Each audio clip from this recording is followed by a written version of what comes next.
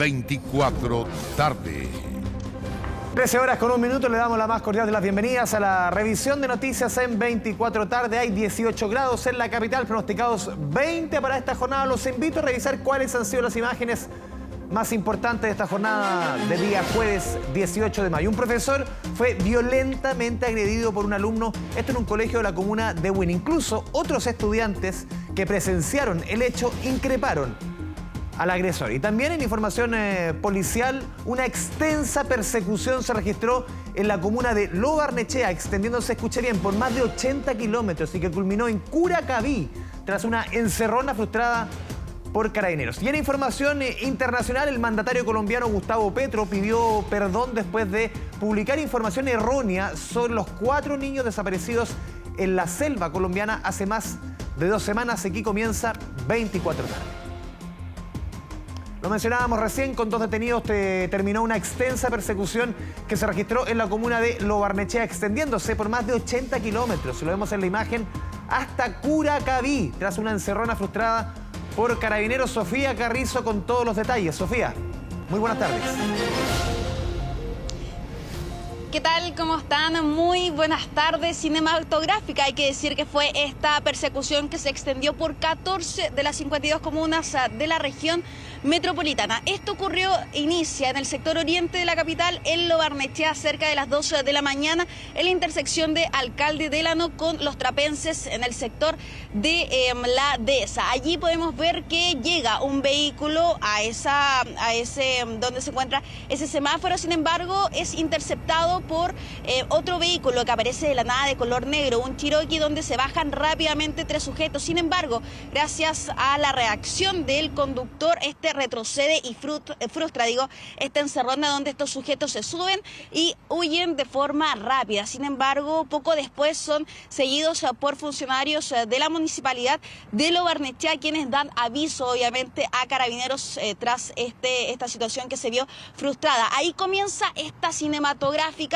persecución, no solamente por tierra, sino que también por aire, atravesando 14 comunas de la región metropolitana. Inicia Lo Barnechea, le sigue Vitacura, Las Condes, Providencia, Recoleta, Santiago, San Miguel, Los Espejos, San Bernardo, El Bosque, Renca, Conchalí, Pudahuel y Curacaví. Imagínense desde el otro lado, desde donde inició todo esto, atravesando 83 kilómetros desde el inicio, aproximadamente 1 hora y media, finalizando en específico en el cruce Santa Inés, allí en Curacaví. Pero ¿esto por qué se detiene? Porque los sujetos, la persona que iba manejando, pierde el control del vehículo, choca y se bajan a pie y huyen, donde finalmente son detenidos por personal policial, donde los alcanza. En el contexto de toda esta persecución, estos sujetos, además de huir, chocan a una patrulla y también a un vehículo donde quedaron 2 personas en situación con lesiones leves. Tenemos las declaraciones en torno a este procedimiento. Los invito a revisarlas de inmediato. Se logró detectar una encerrona en la intersección de Camino Central con el Rodeo, logrando dar aviso oportuno a Carabineros y activando el cierre comunal para iniciar una persecución que terminó en Curacaví con 2 detenidos. Personal de Pedro Aguirre Cerda logra la detención de estos 2 individuos en la comuna de Curacaví, recuperando un vehículo que mantenía en cargo por robo y además se recuperó 2 armas a fogueo.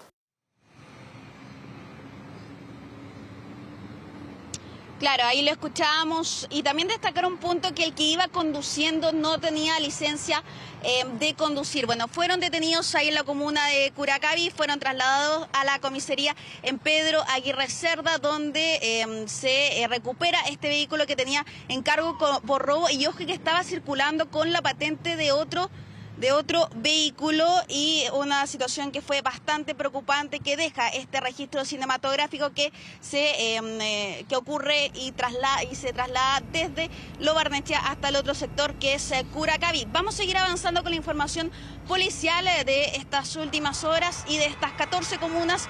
Nos trasladamos hacia Macul, porque el registro que usted está viendo en las imágenes es una encerrona que se generó en una de las autopistas, dejando a 2 mujeres completamente en shock, ¿no? Esto ocurrió durante la noche de ayer, en específico en Avenida Américo Vespucio, justo a la altura de la salida Las Torres. Allí las mujeres, la conductora, iban por la caletera cuando son abordadas, interceptadas por este vehículo de color blanco que se les pone por delante. Allí se bajan 3 sujetos con armas de fuego, las amenazan, las intimidan y las bajan del vehículo. Esto ocurrió bastante rápido, incluso podemos ver que también hay vehículos en los sectores de otros conductores que estaban justo transitando por ese lugar, quienes tocan la bocina, quienes también gritan esto con el fin de desviar la atención de estos sujetos, quienes finalmente logran lo cometido y arranca con el vehículo de las víctimas. También tenemos declaraciones en torno a lo que ocurrió en Macul.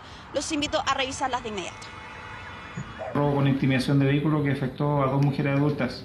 Este hecho ocurrió en la autopista Vespucio Sur, en la salida de Avenida Las Torres, cuando las víctimas se movilizaron en su vehículo particular y delante de ellas se les cruzó un vehículo color blanco, al parecer marca Kia, con 4 sujetos en su interior. Estos individuos descienden, las intimidan con armas de fuego y las obligan a descender del móvil.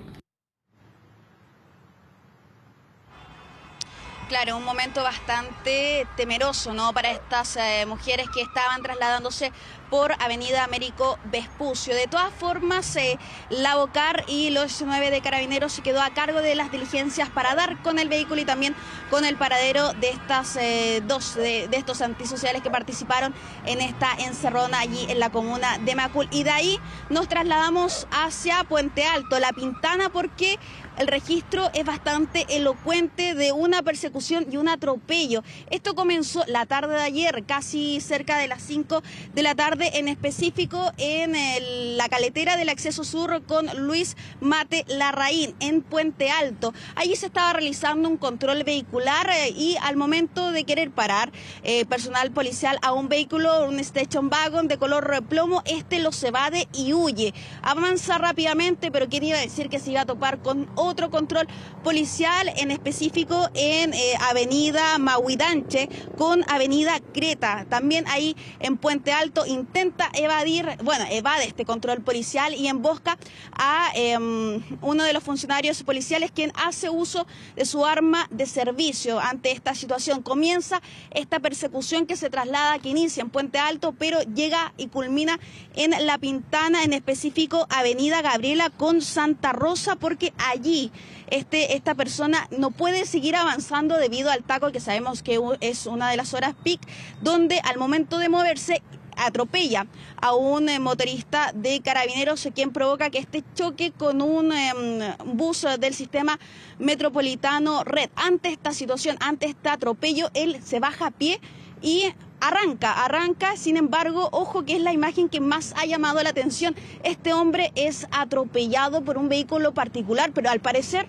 no le pasó nada porque siguió huyendo y bueno, metros más allá ya fue detenido por personal policial. Tenemos declaraciones en torno también a este llamativo procedimiento, persecución, atropello. Los invito a revisarlas de inmediato. No, porque lo vimos cuando él salió arrancando para allá entre medio de la calle y nada, y se perdió.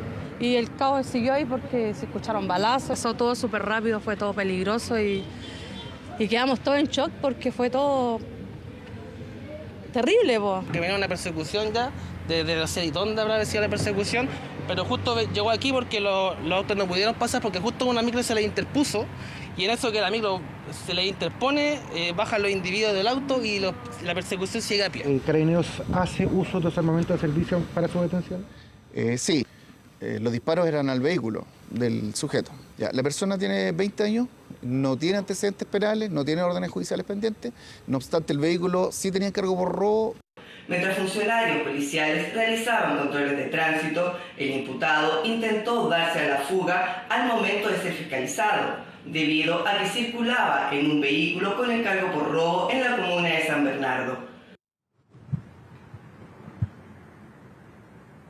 Claro, el detenido, un joven, 20 años, a quien no tenía antecedentes penales, pero lo que sí andaba circulando con este vehículo que sí tenía encargo por robo, que fue sustraído el pasado 15 de mayo, hace un par de días atrás, ¿no? Y en cuanto al estado de salud del funcionario que fue atropellado, motorista, él fue trasladado de forma inmediata al hospital de Carabineros. Afortunadamente se encuentra fuera de riesgo vital, lo que sí quedó con un esguince tanto en la rodilla como en la cervical. Bueno, procedimiento que ocurrió en estas dos comunas de la región metropolitana, en La Pintana, Puente Alto, el día de ayer, Andrés. Sofía Carrizo, muchas gracias por el completo informe. Muy buenas tardes. Continuamos con la información policial. Un profesor fue violentamente agredido por un alumno en un colegio de la comuna de Buin. Incluso otros estudiantes que presenciaron el hecho increparon al agresor. Luis Soto nos cuenta los detalles desde Buin. Lucho, te vemos. Buenas tardes. Hola Andrés, ¿cómo estás? Precisamente una jornada que marcó el antes y el después de este liceo, el A131 de Buin, acá precisamente en la Plaza de Armas de la comuna. ¿Por qué razón? Porque no se, según lo que nos explica la comunidad educativa, no se había visto un episodio de estas características al interior de un aula de este establecimiento. Sí, muchas por los personas con las que pudimos conversar durante esta jornada nos decían que sí hay episodios donde la convivencia se ha visto un poco complicada, se ha visto afectada por problemas de infraestructura, nos decían incluso algunos estudiantes, pero en lo que tiene que ver con este caso que impactó por la naturaleza de sus imágenes. Vemos cómo este joven de manera inusitada le propina varios golpes de puño a su profesor, quien termina defendiéndose, primero tratando de reducirle, posteriormente propinándole también un empujón para defenderse de esta agresión que incluso, como se aprecia en el video, los propios alumnos le dicen al agresor que se detenga y que eso no se hace, le dicen los estudiantes. Durante la jornada las clases se paralizaron en este establecimiento. Hay una reunión entre la dirección y las autoridades educativas de esta comuna. Este es un liceo dependiente de la Corporación de Educación de la comuna de Buin y es por esta razón que se están tomando medidas. Lo que habría sucedido es que un joven, un estudiante de segundo medio, y según las declaraciones que hemos podido recabar durante esta mañana, ya arrastraba varios problemas de convivencia, varios problemas con algunos profesores, y que esto fue el punto de ebullición, por así decirlo. No sé si tenemos la oportunidad de escuchar el ambiente del video, de lo que sucedió durante la jornada. Escuchemos parte para que ustedes puedan ver la naturaleza de lo que se vivió hace 2 días acá en Buin. Oye, no le pegué al profe. ¿Qué te pasa? Ridículo. Esa weá no se hace. Creo que también esto da cuenta fehaciente de las condiciones en las cuales hoy día se ejerce la profesión docente en Chile. Este es un video concreto de situaciones que tal vez no con el mismo nivel de violencia como el que se ve acá, pero que a diario están sufriendo hoy día las y los profesores a lo largo y ancho del país. Estos niveles de violencia son absolutamente inaceptables. No lo podemos permitir, no lo podemos tolerar. Y por tanto aquí tenemos que hacer algo también todos como país en función de rechazar este tipo de acciones, porque por supuesto que no las podemos compartir.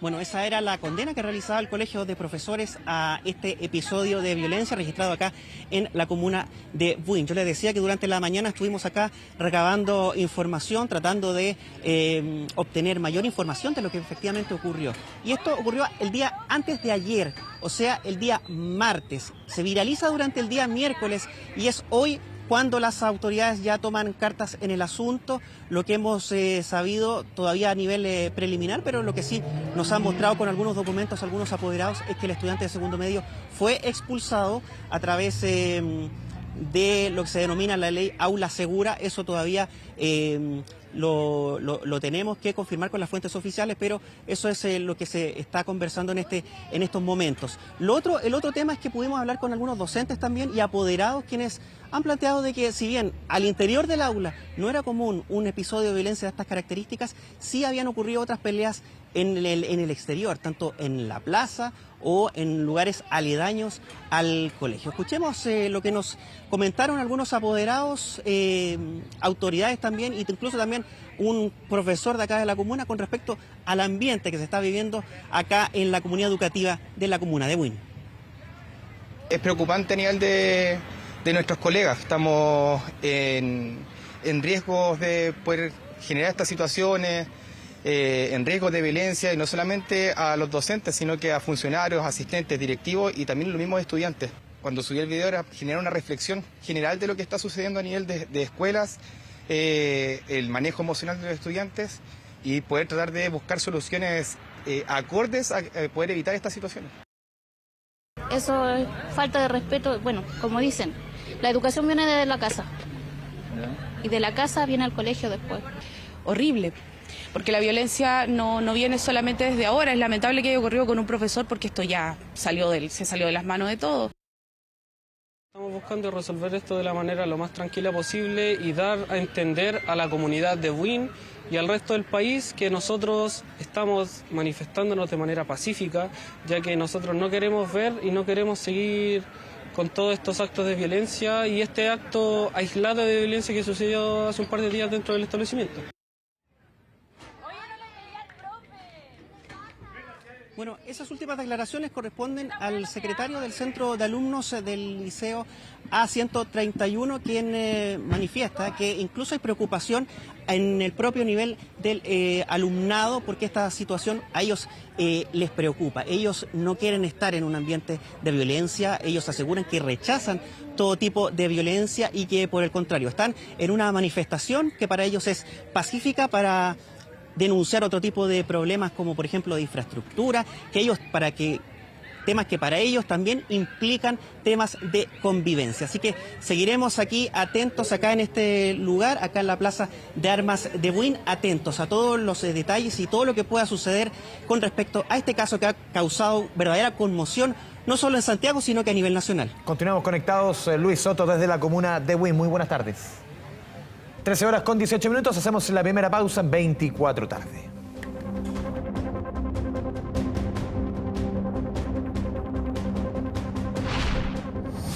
Ya volvemos con 24 tarde. Noticias a 24 tarde, el Ministerio de Salud informó que aumentó el número de atenciones en las cirugías con el fin de reducir las listas de espera. Pamela Araya con todos los detalles de esta importante noticia. Pame, buenas tardes.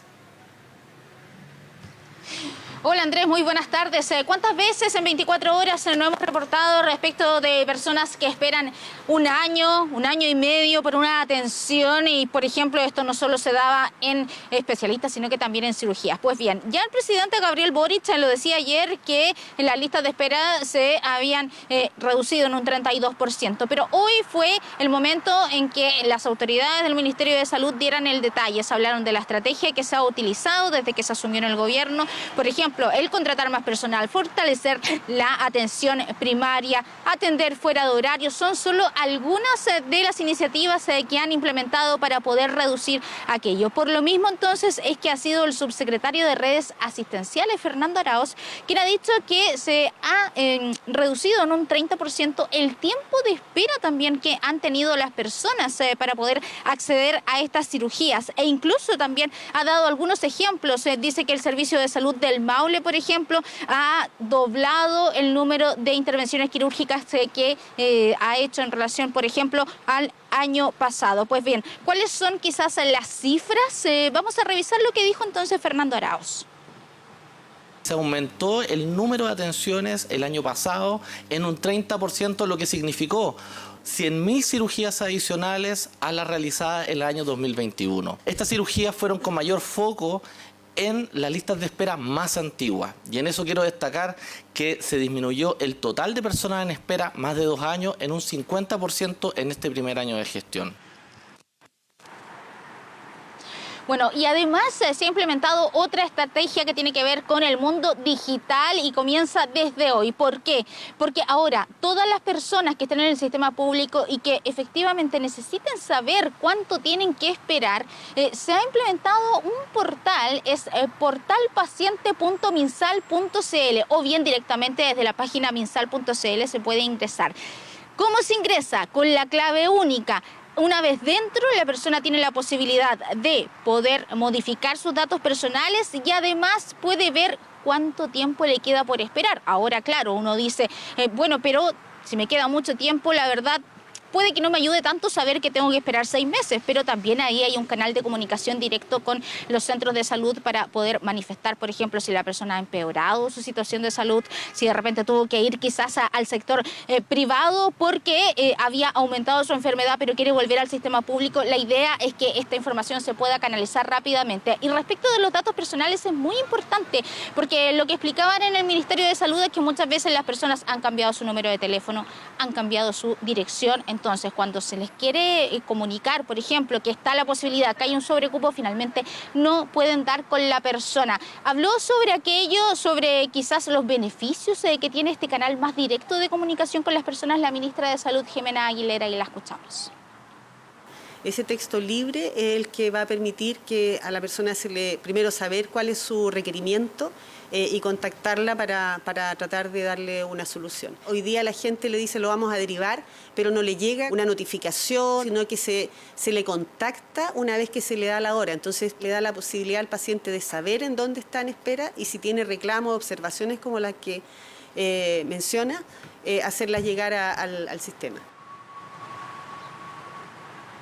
Portalpaciente.minsal.cl, esa es la página que ha implementado el Ministerio de Salud. Ya la ministra decía, estamos en marcha blanca, puede que haya algunas dificultades, pero el foco es actualizar los datos para que la persona pueda ser contactada y también saber cuáles son los tiempos de espera, algo que antes a veces las personas no tenían cómo saber, solo se enteraban cuando los llamaban para darles la hora, no tenían un canal de comunicación. Bueno, y hemos sabido muchos casos críticos de personas que han sido contactadas, pero han fallecido. Pamela Araya, muchas gracias por el completo informe. Muy buenas tardes. 1:30 p.m, 18 grados en la capital, 20 pronosticados para esta jornada. Nos vamos a la pausa en las noticias en 24 tarde. Este sábado entrará en vigencia la ley de responsabilidad parental para personas deudoras de pensiones de alimentos, la cual asegura el pago de las deudas a través de un mecanismo permanente. Marian Basso con todos los detalles desde el Palacio de la Moneda. Marian, buenas tardes. Hola Andrés, muy buenas tardes. Y en 2 días más, este sábado, como tú decías, entra en vigencia esta ley de responsabilidad parental para las personas deudoras de las pensiones de alimentos, que lo que busca finalmente es pagar esta mora a través de un mecanismo permanente, una satisfacción para muchas mujeres, en su mayoría hombres también, pero la mayoría de mujeres que durante años han tenido que costear la alimentación, la salud, la educación de sus hijos por padres que entonces no asumen su responsabilidad ni pagan la pensión de alimentos de sus hijos y hijas. Pero vamos a pasar a revisar justamente cómo va a funcionar esta ley paso a paso, y para eso nuestro equipo de 24 horas también preparó una gráfica que vamos a ver a continuación. ¿Y cómo va a funcionar? Primero y antes que todo, la demanda de pensión de alimentos tiene que estar judicializada. Acá no vale los acuerdos de palabra, ¿no es cierto? Muchas veces los padres dicen, bueno, paguemos, paga 100.000 pesos, paga 60.000 pesos durante todos los meses. Acá no funciona el acuerdo de palabra, tiene que estar judicializado a través de los tribunales de familia para que esta ley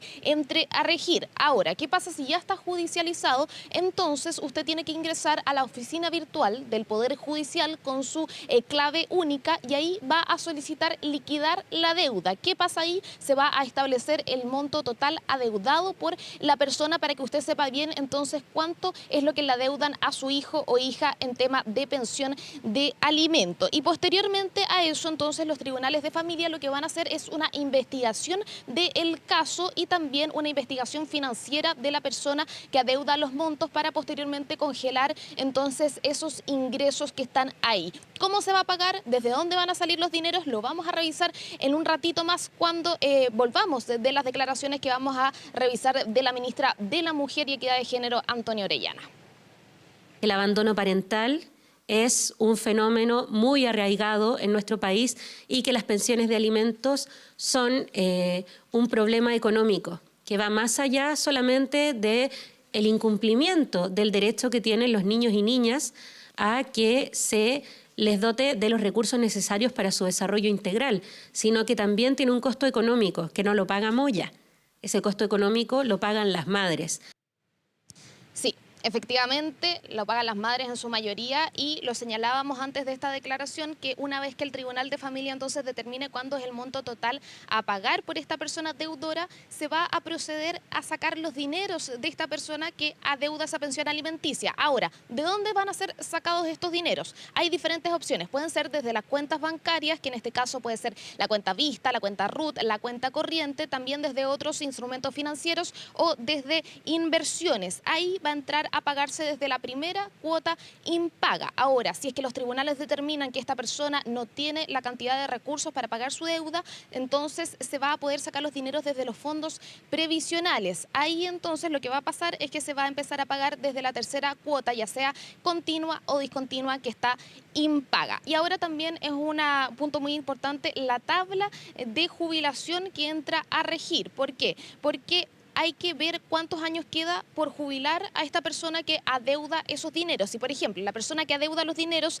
le quedan 15 o menos años para jubilarse, entonces se va a retener hasta el 50% de los fondos previsionales para pagar esa deuda. Si le quedan entre 15 a 30 años para jubilarse, se retiene hasta el 80%. Y si le quedan 30 o más años para jubilarse, se retiene hasta el 90% de los fondos previsionales para pagar esa deuda de pensiones. Algo que también explica muy bien el ministro de Justicia, Luis Cordero.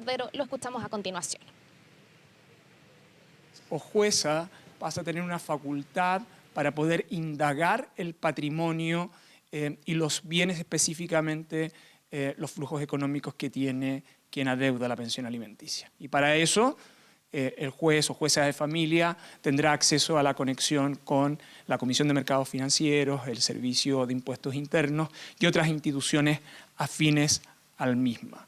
Si hay recursos suficientes, entonces lo comunicará, inmediatamente podrá adoptar y deberá adoptar la medida cautelar para poder realizar el pago. Sí, y las instituciones también muy importante tienen un plazo de 15 días para realizar este pago, que es un plazo que se establece en esta ley. Y lo decía también el ministro Cordero, ya las instituciones están coordinadas para realizar este pago, que es muy importante y que también se develó, ¿no es cierto? Ya lo sabíamos que hay muchas personas, en su mayoría hombres, que adeudan la pensión de alimentos, pero que lo vimos muy explícitamente en la pandemia, cuando veíamos efectivamente esta fila de, en su mayoría mujeres, que iban a cobrar la pensión de alimentos en cuanto a la retención del 10%, ¿no es cierto? Y que incluso la ministra de la Mujer hoy día cifró en 600 millones de dólares todo lo que se ha adeudado en cuanto a concepto de pensión de alimentos. Así que desde el día sábado entra a regir esta ley de responsabilidad parental. Lo decíamos, una muy buena noticia para todas esas madres, en su mayoría, que están esperando hace muchos años que los padres se hagan responsables y paguen entonces la pensión de alimentos de sus hijos y hijas. Un tema, como tú decías, Mari, que ayudó a visibilizar el retiro de fondos. Solamente 1 de cada 6 padres se hacía responsable justamente del pago oportuno de esta pensión de alimentos. Marian Basso, muchas gracias por la información. Buenas tardes. Buenas tardes. El Ministerio de Transportes anunció un acuerdo con las empresas de buses con el objetivo de aumentar la fiscalización en las zonas de pago para desincentivar la evasión en el transporte público. Joaquín San Martín con los detalles. Joaquín, buenas tardes. ¿Qué tal? ¿Cómo estás? Muy buenas tardes, porque claro, durante esta jornada el Ministerio de Transporte lanzó esta campaña Yo Pago en Red, una iniciativa que justamente busca incentivar el pago en el transporte público y también controlar la de evasión que tenemos en la región metropolitana. Recordemos que durante marzo el Ministerio entregó diferentes cifras, entre ellas que durante el segundo semestre de 2022 se alcanzó un 44% de evasión en el transporte público, algo que justamente provoca que... ¿Algún problema en la comunicación con Joaquín San Martín, que nos contaba de estos anuncios de un acuerdo con las empresas de buses, lo decíamos, con el objetivo de aumentar la fiscalización y zonas de pago. Recordemos también lo que citaba Joaquín, las cifras de evasión superiores al 40% detectadas de acuerdo al último estudio del Ministerio de Transportes, la segunda cifra más alta histórica. Pasemos a revisar justamente declaraciones de usuarios del sistema red y también del ministro de Transportes, Juan Carlos Muñoz, y la directora del Transporte Público Metropolitano, Paola Tapia, respecto a este programa, este aumento de la fiscalización en el transporte público capitalino. Bastante evasión, pues mucha. Ha sido una referencia, suben 10 personas, paga una o dos, cuando mucho. Sobre todo el adulto mayor, el que más paga. Pues. Cuando me fijo yo, son más jóvenes que nada los que evaden, ni siquiera piden permiso, llegan y pasan. Y se ha hecho algo natural, como todas las cosas que son más o menos delicadas, se hacen natural con el uso. Vengo de Francia y en verdad como que allá se paga, se respeta en el tema del pago del transporte. Hay gente sí fiscalizando, pero acá en los paraderos y esas cosas. Pero a comparación de allá, que se suben a la micro y te hacen pagar sí o sí la multa, acá es súper fácil zafarse de la multa. O sea. Ahora sí volvemos contigo, Joaquín, para que nos entregue más detalles de las medidas que hoy día explicó la autoridad, justamente con lo que tú mencionabas al inicio, que teníamos algunos problemas en la comunicación, esto relacionado con el aumento, sobre todo, que es muy importante, de la fiscalización. Joaco, volvemos contigo. Claro, Andrés, ahí escuchábamos entonces declaraciones de los usuarios a raíz de estas fiscalizaciones que se han aumentado principalmente en la región metropolitana. Pero vamos con esta iniciativa que se lanzó hoy día en el Ministerio de Transporte, la cual incluye aumentar en un 10% las fiscalizaciones, estas llamadas zonas pagas. Muchas de las personas, los transeúntes, los usuarios, van al paradero y se ven con estos tótems que están habilitados, que justamente sirven para poder controlar la evasión, permitiendo aumentar de 184 a 282 zonas pagas, y las cuales van a ser justamente financiadas por las diferentes entes encargados justamente del Ministerio de Transporte. Esto a raíz de estas cifras de diferentes evasiones que comentábamos se registraron, cifras históricas durante el segundo semestre del 2022. Además de esto, se anunció un aumento del 25% de los inspectores privados, alcanzando 900 personas encargadas justamente de fiscalizar. Es importante recordarle a las personas que están en su casa, a los usuarios, cuánto llegan las multas por evadir el transporte público. Entre 1 a 1,5 UTM, entre 63.000 pesos a 93.000 pesos. Escuchemos lo que nos dijo el ministro de Transporte esta mañana en el lanzamiento de esta campaña. Estamos tomando el compromiso por parte de los operadores de aumentar en forma muy sustancial la cantidad de inspectores de estas zonas pagas, que pasarían de 688, un 25% más, a 861. Es decir, aquí hay un esfuerzo grande por parte del sistema de disponer recursos, de disponer infraestructura, de disponer personal, para hacer más difícil la evasión del pasaje. Tendremos más inspectores de las empresas utilizando el espacio público, ayudándonos entonces a controlar el pago, y vamos a obtener este 25% adicional de acá a fin de año. Claro, escuchábamos entonces parte de las declaraciones de la autoridad de justamente iniciativas que buscan bajar esta alta cifra de evasión que lamentablemente afecta al transporte público, y además alcanzar este sueño tan anhelado que decían las autoridades de tener un transporte moderno acá en la región metropolitana, Andrés. Joaquín San Martín, muchas gracias por el completo informe. Buenas tardes. Internacional. Es momento de revisar la información del mundo junto a Sofía Cepeda aquí en el estudio. Sofía, buenas tardes. ¿Cómo estás? Muy buenas tardes. Claro, tenemos harta información, pero vamos a partir con una cumbre con el G7 que tiene reunidos allá en Japón a estos líderes que llegaron específicamente hasta la ciudad de Hiroshima. Todo esto para esta cumbre que va a estar marcada por potentes mensajes contra las armas nucleares, y ahí entonces también el lugar que se elige, ¿no? Muy G7, son las 7 economías más potentes del mundo, para explicar bien en sencillo. Exactamente.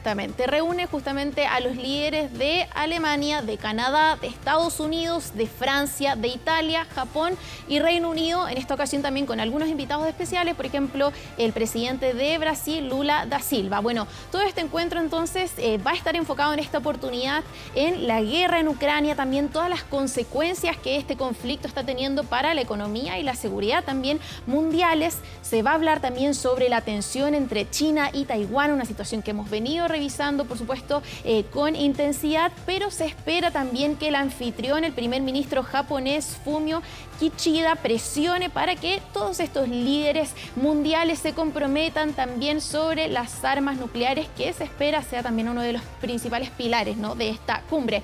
De hecho, claro, lo decíamos, se escoge justamente la ciudad de Hiroshima como sede, que tiene un gran peso simbólico, ¿no?, porque es la primera ciudad de la historia que fue atacada con una bomba atómica, y en ese sentido, de hecho, se programó una visita por parte de las autoridades, que pueden ver en pantalla como ya comienzan a llegar a esta cumbre, donde van a visitar un museo conmemorativo de la paz que justamente tiene distintas exhibiciones que muestran la escala, ¿no?, de esta tragedia que se provocó después del lanzamiento de una bomba nuclear a fines de la Segunda Guerra Mundial, ¿no?, en agosto de 1945, pero que de todas formas sigue siendo ahí un hecho bien histórico y potente, ¿no? Sí, recordemos Hiroshima, Nagasaki también como respuesta a Estados Unidos al ataque japonés en Pearl Harbor ocurrido el año anterior. Exactamente, un hecho que va a quedar marcado en la historia y que sigue teniendo peso, ¿no?, como lo vemos ahora, y que vuelve a tener relevancia producto de este conflicto entre Ucrania y Rusia, donde está ahí el fantasma, ¿no?, de este eventual ataque nuclear, y donde también se produce en ese contexto entonces este encuentro. Tenemos imágenes también de lo que ha pasado en las calles, porque hay decenas de japoneses que salieron a manifestarse allá en Hiroshima para mostrar su descontento con esta cumbre que tú lo explicabas, Andrés, ¿no? Reúne a una de las 7 economías más importantes del mundo, pero que son países que también tienen fuerte poderío político y también militar, ¿no? Entonces también están estas personas que se manifiestan en contra de la guerra y en contra de este encuentro por parte de los principales líderes mundiales. Uno de ellos fue el presidente de Estados Unidos, Joe Biden, quien se refirió también a este conflicto entre Ucrania y Rusia. Escuchamos parte de lo que dijo. Nos enfrentamos a uno de los entornos más complejos de la historia mundial reciente, y estoy orgulloso de que Estados Unidos y Japón lo enfrenten juntos. Defendemos los valores compartidos, incluido el apoyo al valiente pueblo de Ucrania, mientras defienden su territorio soberano, y responsabilizaremos a Rusia por su agresión. Presidente estadounidense, una cumbre que se va a extender hasta este domingo. Por supuesto, estaremos revisando cuáles son los principales acuerdos, las principales conversaciones que marquen estas jornadas. Vamos a cambiar ahora de temas, nos vamos a ir hasta Italia, porque son las inundaciones más catastróficas en el país en los últimos 100 años, en el último siglo. Eso es lo que se está viviendo allá en Europa, Andrés. Son imágenes muy potentes. Esto es norte y sur de Italia. Ayer veíamos imágenes de Bolonia, de Cesena, de varias ciudades que se veían como lo que estamos viendo en imagen. Es verdad, es una situación bien compleja y que de hecho llevó a las autoridades a emitir una alerta roja, todo en la zona norte del país, por estas lluvias intensas que han provocado graves inundaciones, desbordamientos también de ríos. Lamentablemente la cifra de fallecidos también ha ido aumentando con el paso de las horas. Hasta ayer se registraban 9 víctimas fatales, ahora esa cifra aumenta a 14 personas que han perdido la vida. Todo esto en la región del norte de Emilia-Romagna, y también son unos 20.000 los residentes que han tenido que ser evacuados. Cifras que también sirven para dimensionar, pero donde las imágenes también hablan por sí solas, ¿no? Son rescatistas, pero también vecinos, personas que han ayudado a salvar a gente que ha quedado aislada en sus casas sin poder salir. Bueno, según también el último balance de las autoridades allá italianas, son 23 los ríos que se han desbordado por esta intensa caída de lluvia que inundó más de 40 pueblos y ciudades italianas. También lo decíamos, hay operaciones de rescate intensas, bien dramáticas, que de hecho los bomberos han cifrado en más de 2.000 de ellas en toda la región, en estas inundaciones que lo decíamos, han sido calificadas como las más catastróficas en este país en los últimos 100 años. Las mismas zonas donde hace un tiempo veíamos calores que no se veían también hace mucho tiempo en estos mismos lugares. Son las situaciones que genera el cambio climático con los extremos. Exactamente. Eventos más extremos, más frecuentes, no solo en Italia, lo sabemos, en distintos rincones del mundo. Vamos a cambiar ahora de tema. Vamos a hablar de la crisis migratoria entre México y Estados Unidos, que no da tregua allá en ese sector del continente. Ahora presta atención a esta información porque una niña migrante de solamente 8 años murió en Texas mientras estaba bajo custodia de las autoridades migratorias de Estados Unidos. Bueno, la información fue confirmada por la Oficina de Aduanas y Protección Fronteriza de este país, donde confirman que esta menor falleció. No se dan muchos detalles en todo caso, no se conoce tampoco su nacionalidad, pero dicen sí que falleció luego de sufrir problemas médicos, dicen todo esto mientras estaba detenida en una estación en Arlington, que es una ciudad al sur de Texas, una de las zonas fronterizas, ¿no?, con México. Una pérdida que además no es un caso aislado, lamentablemente, porque se produce solamente 5 días después de que se reportara un caso lamentablemente similar, ¿no?, que es otro fallecimiento de un migrante, en esa oportunidad un joven de 17 años que venía desde Honduras y que murió de una convulsión también mientras se encontraba en un albergue de bienestar infantil, todo eso en Florida. Bueno, lo decíamos, en este caso de esta menor de 8 años no se conoce su nombre, tampoco el país de origen. Sí, las autoridades estadounidenses dijeron que van a entregar detalles más adelante y que los hechos están siendo investigados a cabalidad. Tragedias que, claro, lo decíamos, Andrés, ¿no? Todos sabemos que la frontera entre México y Estados Unidos, bueno, es la frontera más transitada del mundo, de hecho, pero también se dan semanas bien intensas, bien ajetreadas, porque justamente la semana pasada revisábamos cómo entraron en vigencia nuevas normas después de que... Capítulo 42, el capítulo 8. Exactamente. Temas que son bien técnicos, al final redunda en lo que estamos viendo, lamentablemente. Exactamente. Se levantaba el título 42, ¿no?, que en resumen fue una medida aplicada durante la pandemia que permitía las expulsiones inmediatas de migrantes con el pretexto de evitar contagios, ¿no? Bueno, entran en vigencia nuevas normas, el título 8 famoso, donde también el gobierno de Biden, ellos dicen, o sea, esto va a ser incluso más estricto de lo que ya veníamos haciendo y bueno, ahora se ven entonces estas consecuencias con 2 menores de edad que pierden la vida bajo custodia Colombia, estadounidense. Sí.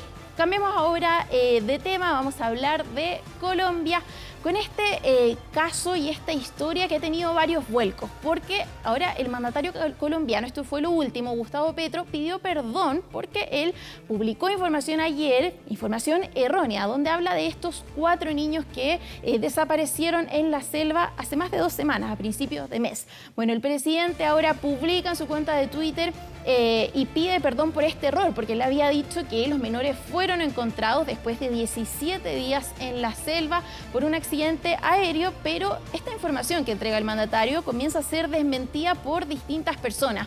Finalmente, Petro borra el tuit y lamenta también esta situación. Una confirmación que había sido también replicada por distintos medios internacionales y que ahora es desmentida, ¿no?, por distintas fuentes, porque claro, las Fuerzas Armadas, según se informa ya en los medios locales, han dicho que ni siquiera han podido localizar, han podido ver a estos niños que tienen entre 13, 9 y 4 años, además de una guagua, un bebé de solamente 11 meses. Por lo tanto, también la búsqueda continúa. Lamentablemente ellos no fueron hallados. Por lo tanto, los socorristas siguen con todas estas labores de búsqueda intensas, donde, claro, también la empresa dueña de este avión dice que los menores efectivamente no han aparecido.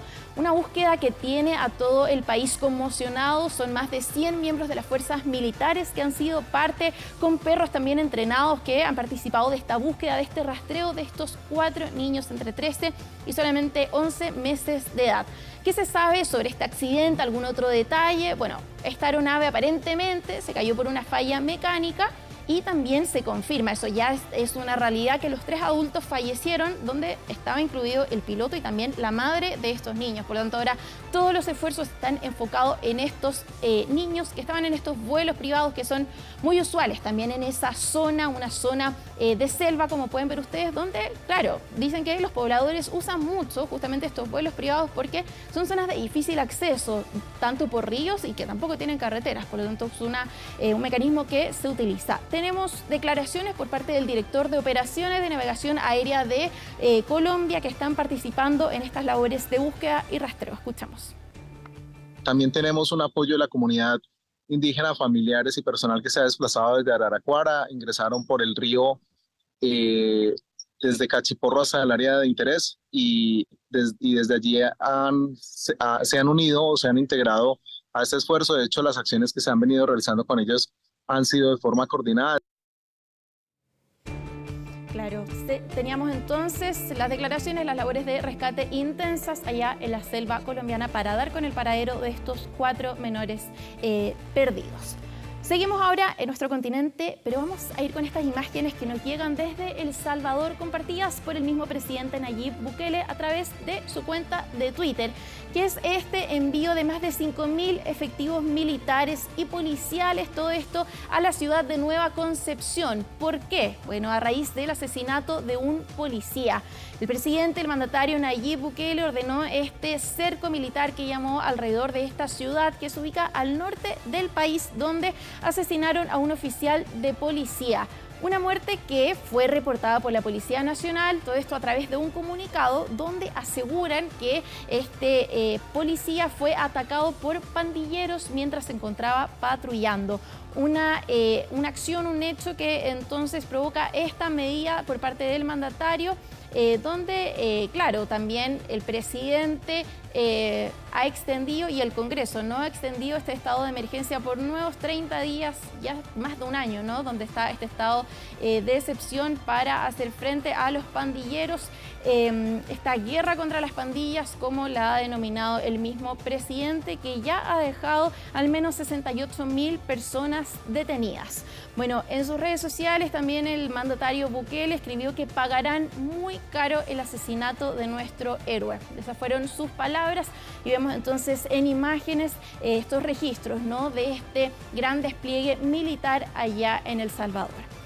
Vamos a cambiar ahora de tema, Andrés, con una imagen bien impresionante, porque, claro, lo que ven en videos que se ha hecho viral, hay que decirlo. Bueno, parece una ave, no sé. Es como una alfombra mágica. Dirías, ¿sabes tú lo que es? ¿Lo qué? Es un sillón. ¿Un sillón? Un sillón. Uno pensaría que esas cosas no pasan, pero sí.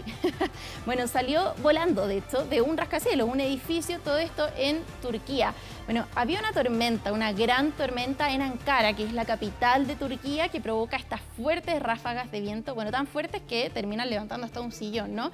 Una tormenta que, en todo caso, no afecta solamente a este edificio, sino que también, como pueden ver ahí ustedes, derriba el minarete de una mezquita. ¿Qué es eso? Bueno, es la torre anexa a esta construcción, desde donde se convoca a todos los fieles a la oración, y que también se ve afectada por estas fuertes ráfagas de viento.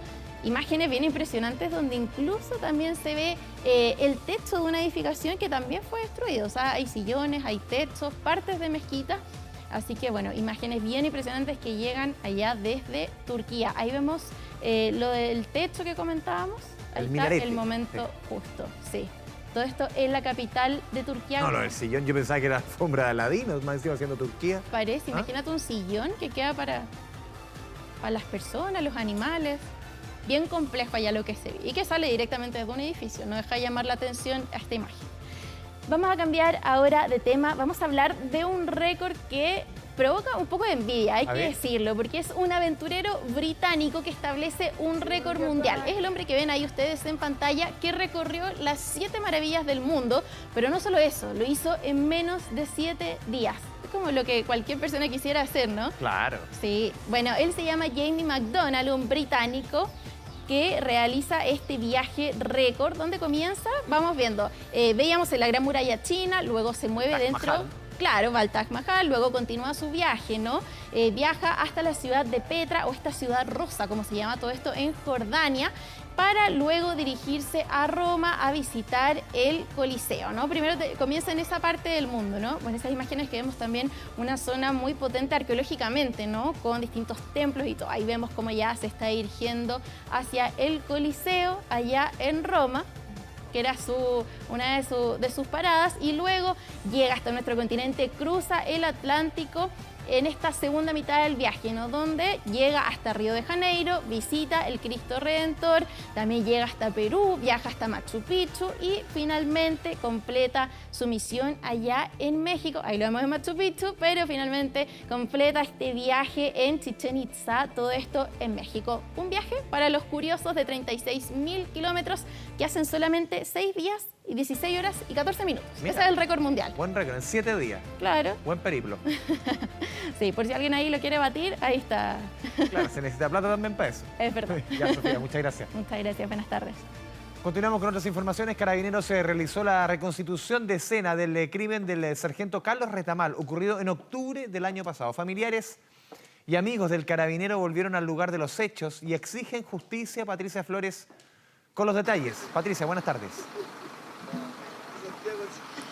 Buenas tardes, claro, así es. Nosotros aquí en San Antonio, producto de esta diligencia reservada, se nos ha señalado desde Fiscalía y que comenzó desde muy temprano, a partir aproximadamente de las 10 de la mañana, para poder llevar a cabo esta reconstrucción de escena en el caso del sargento Carlos Retamal. Recordarán ustedes, ¿no?, un crimen que se efectuó el 9 de octubre, cuando en este preciso espacio se estaban realizando carreras clandestinas. Es ahí cuando llegan los funcionarios a fiscalizar. Dos de ellos se sitúan a un costado de la ruta y lamentablemente uno de ellos, el sargento Carlos Retamal, es alcanzado por un fierro que fue lanzado desde un auto que se trasladaba a 90 kilómetros por hora. A partir de entonces inició toda una investigación para poder dar con el responsable de este hecho, dando también a conocer que el sargento en ese entonces se encontraba internado en el hospital y lamentablemente falleció días después.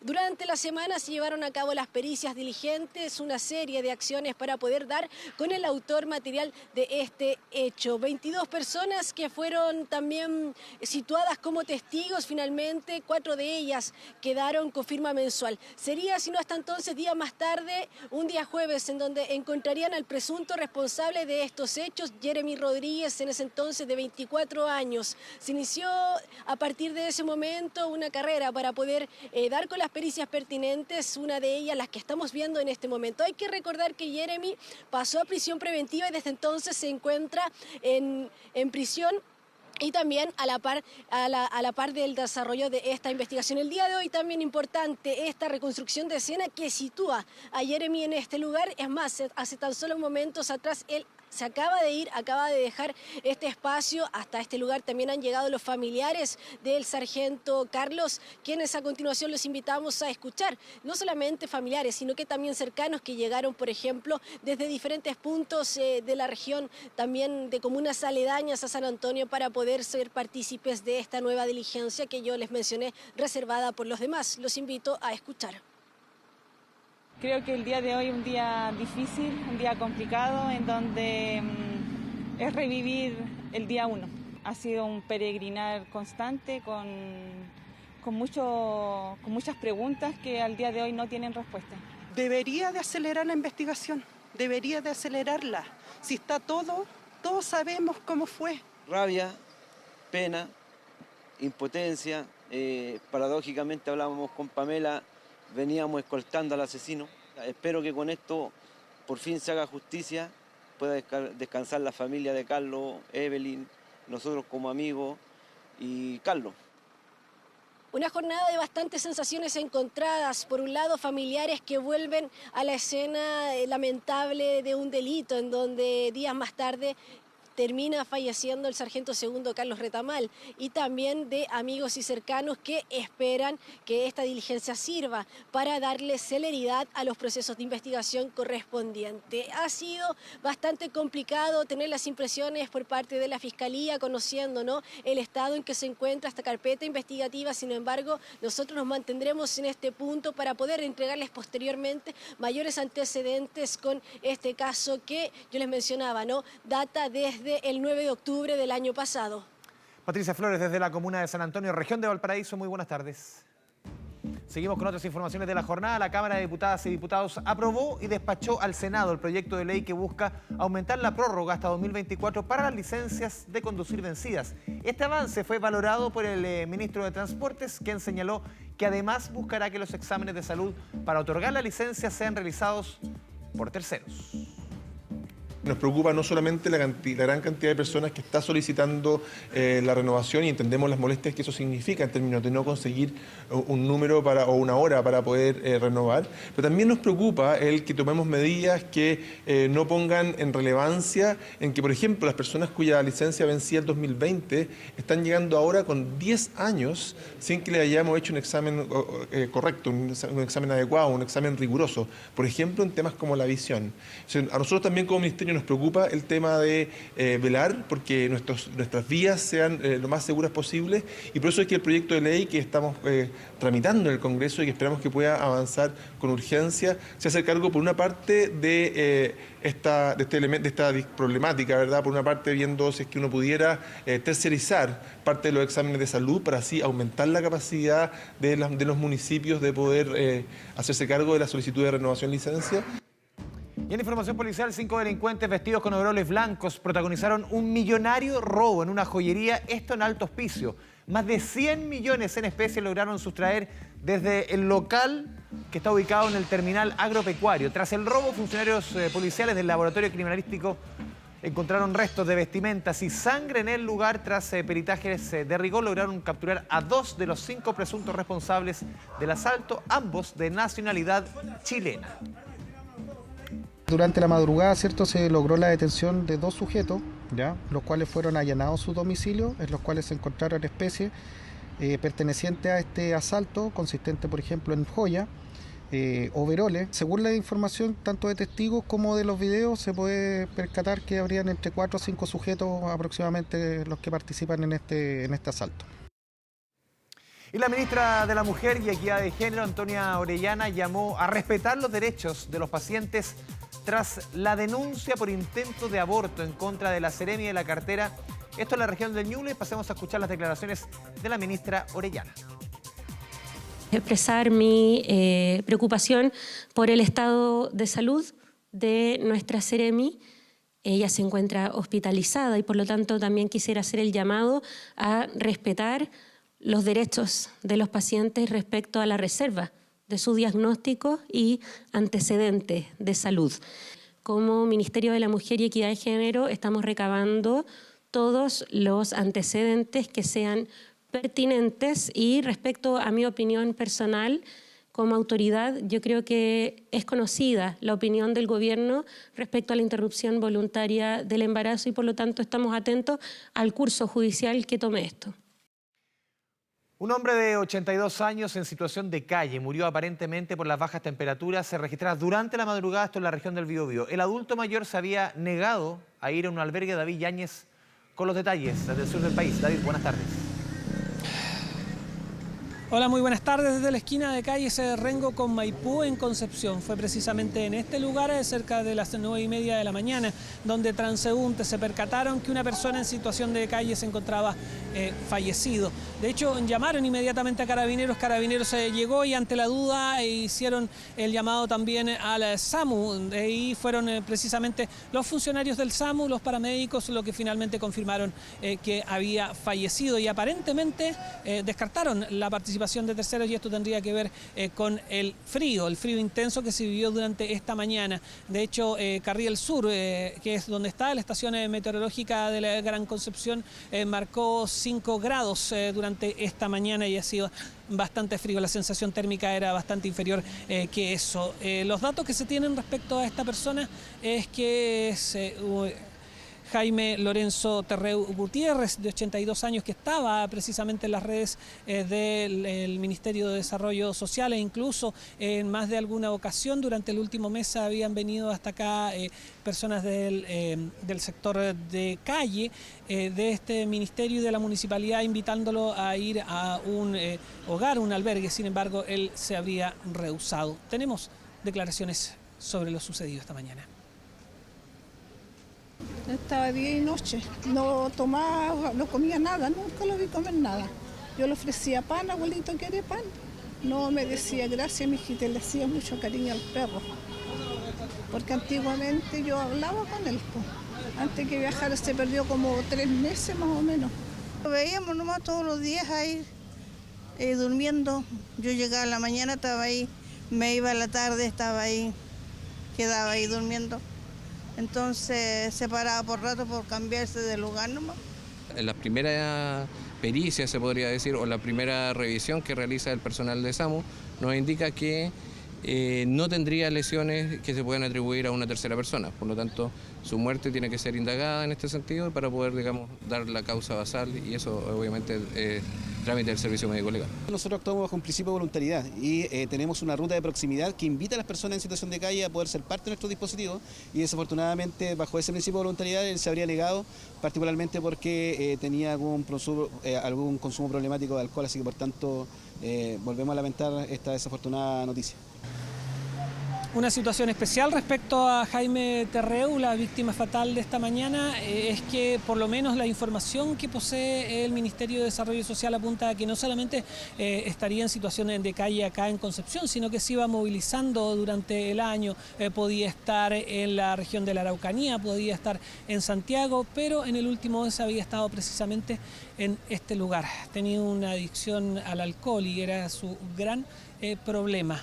Si se confirma por parte del Servicio Médico Legal que falleció de hipotermia, sería el primer fallecido de frío en lo que va del año en la región del Biobío. David Yáñez, desde la región del Biobío. Buenas tardes.